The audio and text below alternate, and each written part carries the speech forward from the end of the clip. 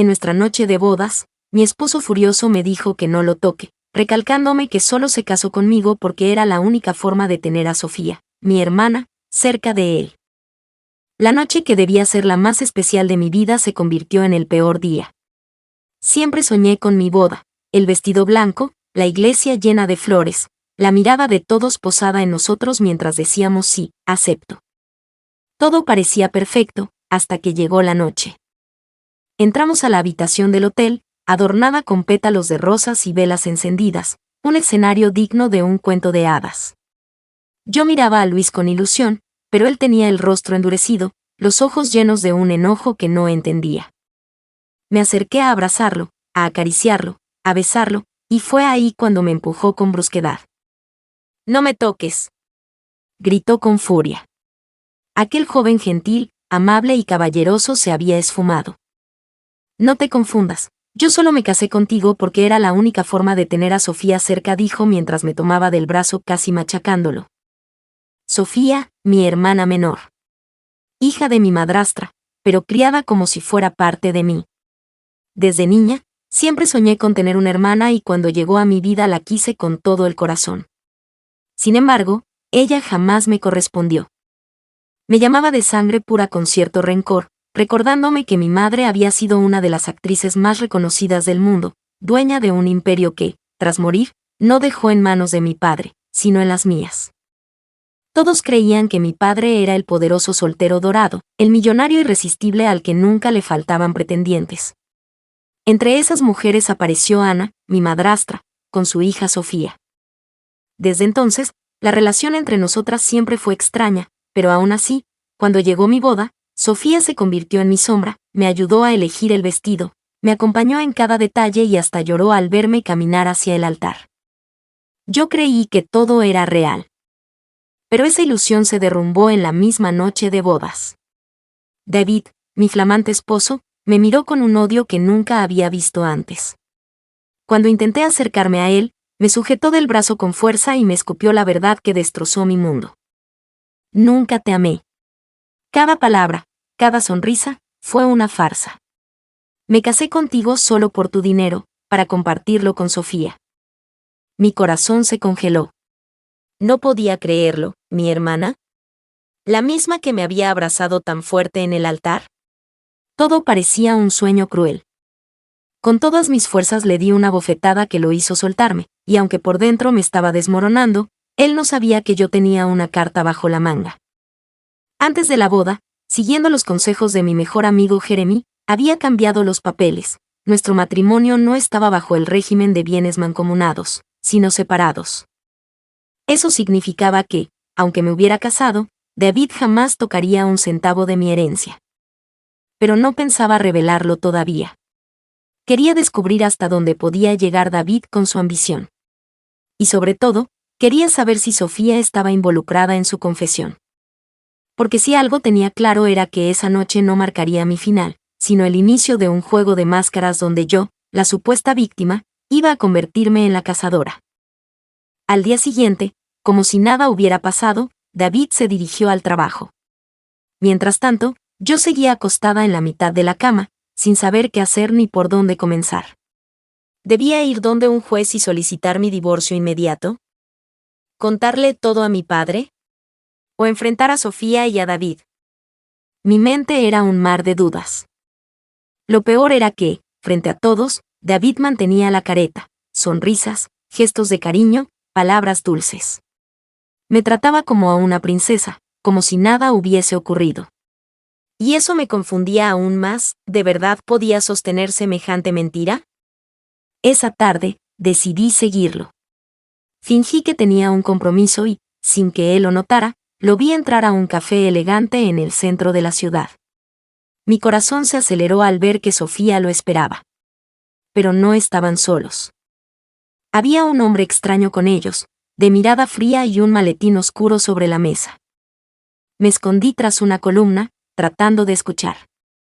Sin embargo, debido a la distancia, no pude descubrir lo que tramaban, solo vi un apretón de manos entre ese hombre de terno oscuro, David y Sofía. De inmediato me subí a mi camioneta y me dirigí a mi casa. Cuando David llegó, su actitud era diferente. Con un ramo de flores y un beso en la frente, me dijo que fue un arrebato lo que me dijo la noche anterior. Ja. Lo dijo como si yo fuera una tonta capaz de creer semejante tontería. Pero como la ingenua que era, le hice creer que confiaba en él. Esa noche no pude dormir. Cada ruido me hacía temblar. Cada sombra parecía esconder un secreto. Revisé las cámaras de seguridad de la casa, algo que jamás hacía, y me di cuenta de que una de ellas, la del pasillo que daba hacia mi habitación, había sido desconectada. Mi corazón se paralizó. Al día siguiente, mientras él se duchaba, entré en su estudio. La puerta estaba con llave, pero siempre fui más lista que él. En el cajón de su escritorio encontré un papel arrugado con mi nombre al final. Decía: todo debe parecer un accidente. Ella no puede sufrir. El seguro cubrirá el resto. Sentí que el suelo se me hundía. No era solo una traición, era una condena. David y Sofía no solo se habían reído de mí, planeaban mi muerte. Pensaban que, al morir, todo mi dinero pasaría a nombre de David, y por ende, sería de los dos. Las piezas encajaban, el café, el hombre del maletín, las miradas cómplices, los silencios. Todo. Entonces lo supe. No podía huir. No todavía. Si querían un accidente, les daría un espectáculo digno de su ambición. Esa noche, lo esperé con la cena servida. Lo vi entrar con su sonrisa hipócrita, la misma que alguna vez me enamoró. ¿Qué preparaste hoy, amor?, preguntó con tono amable. Tu plato favorito, respondí, fingiendo ternura. Lo observé mientras comía, mientras fingía normalidad. Pero su mirada no mentía, había algo en ella, una sombra, una maldad contenida. De pronto, su teléfono vibró. El nombre en la pantalla me hizo contener el aliento. Sofía. Él intentó ocultarlo, pero ya era tarde. ¿No vas a contestar?, pregunté, con una sonrisa. No, no es importante. Dile que no podrá quedarse con lo mío, sonreí cubriendo mi boca. Sus manos se detuvieron. Su rostro cambió por completo. ¿Qué dijiste?, preguntó en voz baja, con una mezcla de miedo e incomodidad.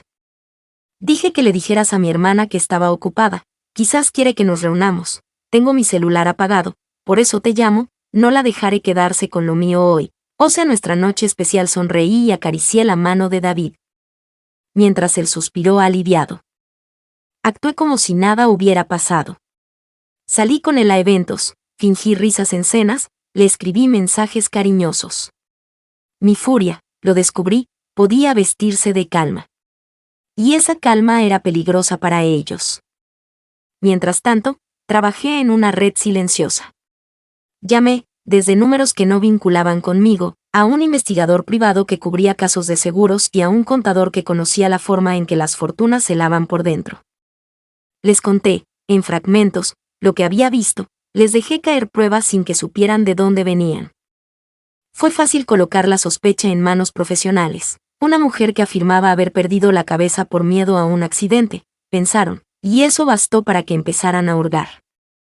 Un día, envié por correo un sobre anónimo al hombre del café, que me había costado investigar, no por mi propia cuenta, sino por un detective retirado. Dentro, una foto, él apretando la mano de David, el maletín claramente visible. Al siguiente día, el mismo sobre llegó al despacho del fiscal por cortesía de alguien. Las piezas del rompecabezas comenzaron a moverse. Sofía se precipitó. Igual que los que se ahogan, empezó a tomar decisiones absurdas, mensajes rabiosos a David que yo logré interceptar, los guardé como pruebas, llamadas nocturnas, amenazas cada vez más punzantes hacia mí. Se olvidó de fingir. Empezó a dejar huellas, transferencias bancarias a cuentas offshore que el contador rastreó, recibos de pagos al hombre del maletín, pruebas de reuniones que no se podían explicar. El amor fingido dejó de ser necesario, la codicia exigió errores. David, por su parte, no dejó de mostrar su máscara pública. Pero en privado comenzó a mostrar grietas, discusiones a media voz con el hombre del maletín, llamadas desde números que nunca había usado antes. Salidas inesperadas que yo podía registrar gracias a las cámaras que había vuelto a conectar secretamente. Cámaras que ahora grababan para un destino diferente, la justicia. El primer golpe llegó una madrugada lluviosa. El investigador privado, siguiendo un rastro de transferencias y de llamadas, coordinó con la policía un operativo en el almacén donde el hombre del maletín guardaba documentación. Encontraron documentos falsificados, contratos con firmas robadas y, milagro de la madrugada, un pasaporte con el nombre de Sofía y una foto antigua que la vinculaba con una red de estafas. La prensa, que yo no había provocado pero que la policía no pudo ocultar, empezó a respirar tras la nuca de la pareja. Sofía se desplomó ante la primera noticia. Sus ojos, antes fríos, imploraban. David la llamó por teléfono 1000 veces en una hora, pero su voz sonaba diferente. Ya no era la del hombre que me besaba en la frente, ahora era la voz de un hombre que veía como su castillo de naipes se venía abajo. Sofía, mi amor, espérame. Cuando tenga el dinero te prometo que pagaré la fianza, no me importa que se vaya toda mi futura riqueza, pero quiero estar contigo, repetía David, mientras yo escuchaba en el otro dormitorio. Y el poco sentimiento que me quedaba por él desaparecía. ¿Por qué tuvieron que llegar a esto? ¿Por qué simplemente no lucharon juntos por su amor? ¿Por qué tuvieron que lastimarme? ¿Por qué? Lloraba cubriendo mi boca, para que no se escuchara mi gran sufrimiento. Luego vino lo que yo había esperado, una auditoría a mis seguros y una revisión de mi testamento por parte del despacho que yo misma había mandado a investigar, sin que él lo supiera, claro. El inspector llamó a mi casa una mañana y yo abrí con mi mejor cara de esposa preocupada. Respondí a sus preguntas con lágrimas contenidas y entregué, a su petición, las grabaciones que mi pequeña red de confianza había reunido. Las contrapartes no pudieron explicar los movimientos de dinero. Los proveedores testificaron que recibieron pagos de cuentas que jamás habían visto. Todo apuntaba hacia David y Sofía. Ese mismo día, como si recién me enterara de lo sucedido, le reclamé a mi esposo, lloré mientras mis manos le daban bofetadas. Mientras la policía iniciaba una investigación en contra de ellos, las personas que más amé. La ruina no fue solo legal, fue social. Los amigos que compartíamos cenas dejaron de invitar a la pareja. La imagen de David se evaporó cuando una revista publicó testimonios sobre su implicación en la trama. Sofía, que siempre había vivido de las apariencias, empezó a perder contratos, eventos y sonrisas. La ciudad, cruel y hambrienta, devoró su fama. La última escena fue sencilla, fría y perfecta. Una tarde, cuando David entró a casa con la habitual impunidad, encontró un sobre la mesa, dentro, fotografías de sus reuniones, extractos bancarios y la nota que yo misma había escrito para cerrar el círculo. Lo supe. Lo entregué. Fue tu elección. No hubo gritos, no hubo violencia. Solo el silencio de un hombre que entendía, por fin, que la ambición lo había traicionado. Semanas después, mientras las autoridades cerraban el círculo y la prensa contaba cada movimiento, Sofía y David fueron citados a declarar. Sus rostros, antes impecables, aparecieron en la tele con ojeras y la incredulidad que solo tienen los que se ahogan en su propio veneno. Arrestos administrativos, congelamiento de cuentas, investigaciones penales por conspiración y fraude, la caída fue rápida y pública. Mientras tanto, mi padre y mi madrastra me suplicaban que hiciera algo para ayudar a la pareja. Sus voces temblaban, sus manos se juntaban en súplica, parecía que, de pronto, los verdugos eran víctimas y yo la cruel. Solo son una pareja enamorada, decían entre lágrimas. No supieron hacer bien las cosas. Todos cometen errores. ¿Errores? Respondí furiosa, con la voz rota y la mirada clavada en mi padre. Intentar quitarme la vid es un error. Ellos no son ni siquiera humanos, ¿cómo pudieron hacer eso por dinero? No se diferencian de delincuentes, porque lo son. Mi madrastra se acercó y, con un gesto que jamás olvidaré, me dio una bofetada. ¿Eres siquiera humana? Gritó con furia y lágrimas en los ojos. Es tu hermana. Estoy segura de que si hubieras estado en su lugar también habrías hecho lo mismo, y mi pequeña Sofía te habría perdonado. ¿Acaso no lo entiendes? Acaricié mi mejilla ardiente y sonreí con amargura. ¿Ahora me hablas a mí de humanidad? Pregunté con voz baja, pero temblorosa de ira.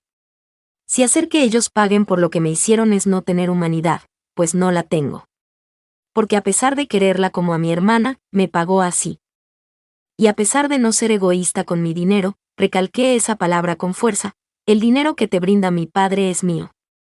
Mi madre me lo dejó a mí. Yo no quise ser mala y puse como apoderado a mi padre para que fuera el pilar de la familia. ¿Y ahora, después de todo, piensan que yo tengo la culpa? Miré a mi padre, buscando su apoyo, una chispa de justicia en su mirada. Pero lo que encontré fue un muro. Lo siento, hija, dijo con frialdad. No puedo estar de tu lado. Y sobre el dinero, no es tuyo, es mío. Solo que la testaruda de tu madre te lo dejó a ti porque decía que yo no podía administrarlo. Ja. Dijo que tomaría malas decisiones, me reprochó, apuntándome con el dedo. Ahora te exijo que me devuelvas lo que es mío. Mi dinero. Y que retires los cargos contra tu hermana y David. Di que tú lo planeaste, seguro no te castigarán. Las palabras me atravesaron. ¿Era realmente mi padre ese hombre que me exigía defender a quienes quisieron lastimarme? ¿El mismo por el que sacrifiqué pensiones, viajes, noches enteras de trabajo para mantenerlos? Allí, con lágrimas cayendo por mi rostro, lo comprendí, ellos nunca pensaron en mí. Solo pensaban en sí mismos. Pero no lo permitiría más. Si querían jugar, jugaría con sus reglas. Y esta vez, yo ganaría. Me enderecé, respiré profundo y lo miré con la serenidad del que ya tomó una decisión. ¿Con qué esa era la razón, padre? Siempre te amé y siempre supe del resentimiento que me guardabas por la decisión de mi madre. Pero ahora veremos si tu esposita que tanto dice amarte lo seguirá haciendo cuando deje de darte todo el dinero que hasta hoy te di. Así como te preocupas más por ellas que por mí, tu hija, te dejaré con ellas. Pero ya no vivirán a costa mía. Agarré mis cosas con calma, sin gritos, sin lágrimas. Solo con dignidad. Me retiré y cerré la puerta, dejando atrás un mundo de fantasía y terror que ya no me pertenecía. El juicio de Sofía y David siguió su curso. Recibieron una pena larga, sin apelaciones posibles. Mi ahora ex esposo se enojó aún más cuando se enteró que nunca hubiera podido obtener ni la mitad de mi dinero, pues nos habíamos casado por bienes separados. Mi madrastra, al descubrir que mi padre estaba en bancarrota, lo abandonó sin mirar atrás. Él, que tanto me exigía, tuvo que enfrentarse a la realidad, trabajar para recuperar el estilo de vida al que estaba acostumbrado. Yo observé todo desde la distancia segura de quien ha jugado la paciencia como arma. No celebré su humillación con odio, la celebré como quien cierra una herida supurante y, por fin, puede respirar. Recuperé mi vida, mi nombre, y lo que siempre fue mío. Dejé que la justicia hiciera el resto, mientras yo reconstruía en silencio las piezas que ellos quisieron romper. Y en la noche en que todo terminó, cerré la puerta de la casa que ellos quisieron incendiar. Por primera vez en mucho tiempo, dormí sin miedo.